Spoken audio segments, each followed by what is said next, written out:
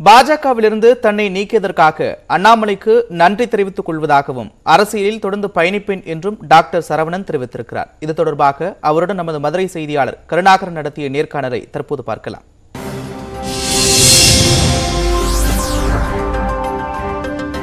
ஒரு ராணுவ வீரரின் மரியாதை செலுத்தக்கூடிய அந்த நிகழ்வில் நடந்த நிகழ்வின் காரணமாக பாஜகவின் மாவட்ட தலைவராக இருந்த முன்னாள் எம்எல்ஏ சரவணன் தற்பொழுது பாஜகவிலிருந்து நீக்கப்பட்டுள்ளார்.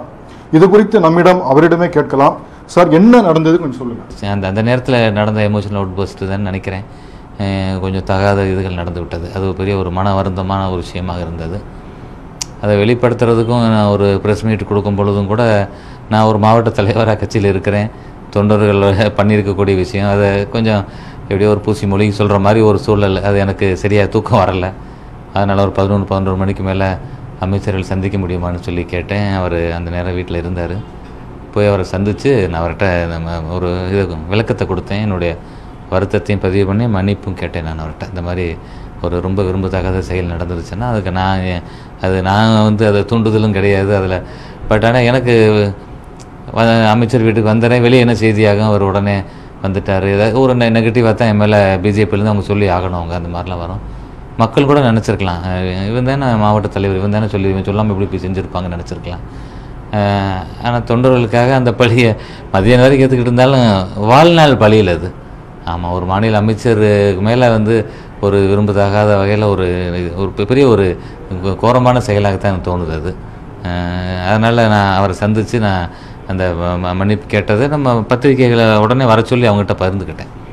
அப்போ அவங்க கேட்டாங்க, அப்போ நீங்கள் சரி இங்கே வரைக்கும் வந்துட்டீங்க, நீங்கள் எப்படி இருக்கும்னு கேட்கும்போது நான் பாஜகவில் தொடரும் எண்ணம் எனக்கு இல்லைன்னு சொல்லிட்டேன்.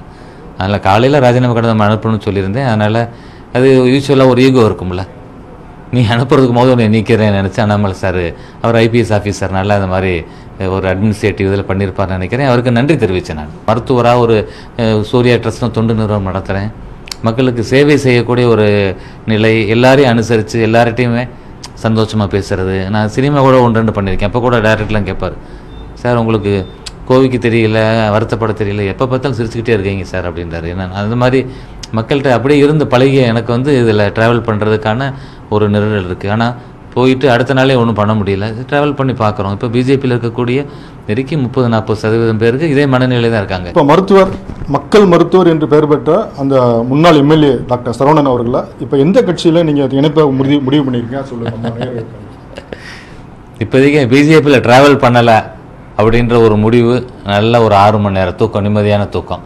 ஆமாம், நானும் ரொம்ப தீர்க்கமாக நினைக்கிறது, நான் ஒரு திராவிட குடும்பத்திலேருந்துலாம் வந்தனால டிராவிடியன் ஸ்டாக் அப்படின்னு சொல்கிறதுல பெருமைப்படுறேன்.